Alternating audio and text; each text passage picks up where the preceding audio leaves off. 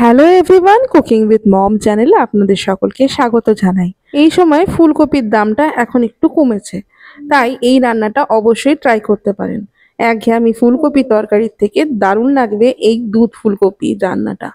যদিও এটা কোপ্তা বানানো হয়েছে, তবে দারুণ খেতে হয় কিন্তু এই দুধ ফুলকপি। সম্পূর্ণ নিরামিষ অথচ তেমনি সুস্বাদু হতে চলেছে আজকের এই রেসিপি। তাই দেরি না করে দেখে নিন ঝটপট এই রেসিপিটা। প্রথমেই ফুলকপিগুলোকে এরকম বড় বড় আকারে কেটে নেওয়া হচ্ছে। বড় বড় আকারে কাটার কারণ হলো ফুলকপিগুলোকে আগের থেকে ভাপিয়ে নেওয়া হবে। এরকম বড় বড় আকারে কেটে নিয়ে ভেতরে যা কীটপতঙ্গ থাকে তাদেরকে একটু বেছে টেছে নিয়ে তার মধ্যে একটু গরম জল দেওয়া হলো। গরম জল আছে বলে দিয়েছি, না দিলেও হবে। তো জল দিয়ে ভালো করে ফুটিয়ে নেওয়া হলো। এখনো কিন্তু নুন ব্যবহার করা হয়নি, এমনি জল দিয়ে ভালো করে ফুটিয়ে নিয়ে দেখবেন এরকম করে ফুলগুলো আলাদা হয়ে যাচ্ছে। সবগুলো ফুলগুলোকে আলাদা করে নেওয়া হয়েছে। আর ডাঁটাগুলো কিন্তু ফেলা হবে না। আমরা এই ডাঁটাটা আলু দিয়ে ভাজা করি, খুব ভালো খেতে হয় কিন্তু। এবার ফুলকপিগুলোকে বাইন্ডিং এর জন্য কিছু জিনিস দিতে হবে। দেওয়া হলো হাফ কাপ পরিমাণ চালের গুঁড়ো। চালের গুঁড়ো যদি না থাকে তাহলে কর্নফ্লাওয়ার ইউজ করতে পারেন, তবে চালের গুঁড়ো দিলে খেতে কিন্তু টেস্টি হবে। চালের গুঁড়ো দেওয়া হলো। এরপরে তার মধ্যে দেওয়া হবে হলুদ গুঁড়ো। এই হলুদটা এই একবারই পড়বে, পুরো রান্নাতে কিন্তু কোনো হলুদের ব্যবহার নেই। সাথে দেওয়া হলো 1 চামচ পরিমাণ চিনি আর হাফ চামচ পরিমাণ গরম মশলা গুঁড়ো। সাথে সামান্য লবণ দিয়ে আর 1 চামচ পরিমাণ ঘি দিয়ে ভালো করে জিনিসটাকে মাখিয়ে নিতে হবে।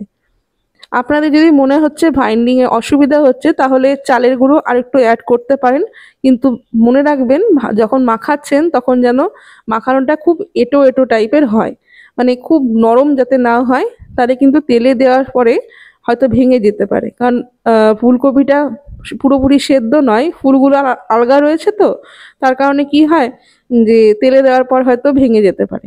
তাহলে যদি প্রয়োজন মনে হয় তাহলে একটুখানি চালের আটা দিয়ে আর একটু মাখিয়ে নিতে পারেন। এরপর এগুলোকে বল বল আকারে করে নেওয়া হলো। আপনারা চাইলে আপনাদের মতন শেপ দিতে পারেন, তবে গোল করলেই দেখতে ভাল লাগে, তাই এরকম গোল করে নাড়ুর মতন পাকিয়ে নেওয়া হচ্ছে। এরপরে তেল গরম হতে দেওয়া হয়ে গেছে। সাদা তেল ব্যবহার করা হয়েছে। তেলটা দিয়ে ভালো করে গরম হলেই এক একটা করে কোপ্তাগুলোকে ভেজে নিতে হবে। গ্যাসের ফ্লেম মিডিয়াম থেকে হাই রাখবেন। বেশি যদি মনে হয় খুব তাড়াতাড়ি পুড়ে যাচ্ছে তাহলে একটু লো করেও রাখতে পারেন। সব কোপ্তাগুলোকে দিয়ে একে একে হালকা হাতে নাড়াচাড়া করে উল্টে পাল্টে ভেজে নিতে হবে। এরকম লাল লাল হয়ে গেলে বলগুলোকে তুলে নিন। এরপরে যদি মনে হয় তেলটা কমাতে হবে আমাদের, কারণ আমাদের আরো কিছু কোপ্তা ছিল, সেই কারণে তেলের পরিমাণটা একটু বেশি। আপনারা চাইলে একটু তেলটা কমিয়ে নিয়ে রান্নাটা করতে পারেন। মোটামুটি 2 টেবিল চামচ মতন তেলে পরের যে গ্রেভিটা সেটা রান্না হয়ে যাবে। সমস্ত কোপ্তাগুলোকে তুলে নেওয়া হলো। এরপর একটা পেস্ট বানিয়ে নিতে হবে।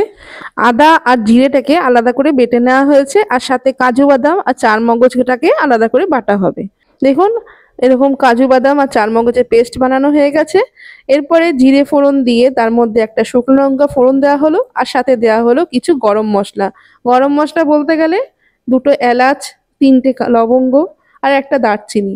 সমস্তটা দিয়ে ভালো করে একটু গরম করে নিয়ে আগের থেকে বেটে রাখা জিরে এবং আদা বাটাটার মধ্যে সামান্য পরিমাণ শুকনো লঙ্কা, মানে হাফ চামচের মতন শুকনো লঙ্কা মিলিয়ে ফোড়নের মধ্যে দিয়ে দিতে হবে। এরপর গ্যাসের ফ্লেম মিডিয়াম রেখে ভালো করে কষিয়ে নিতে হবে মশলাটাকে।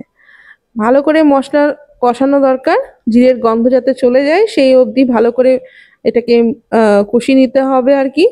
এরপরে যখন দেখছেন জিরের গন্ধ চলে গেছে তখন আগের থেকে বেটে রাখা কাজু বাদাম আর চারমগজ বাটাটা দিয়ে আবারও খানিকটা নাড়াচাড়া করে নেওয়া হলো।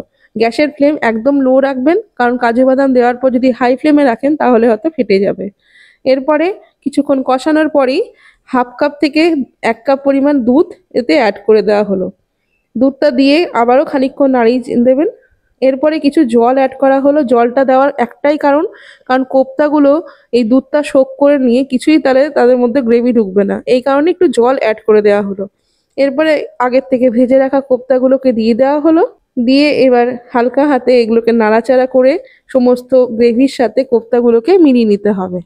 গ্যাসের ফ্লেমটা মিডিয়ামই রাখা আছে, তার মধ্যেই সমস্ত গ্রেভিটা ফুটছে আর সাথে সাথে কোপ্তাগুলোকেও ভালো করে মিশিয়ে নেওয়া হচ্ছে।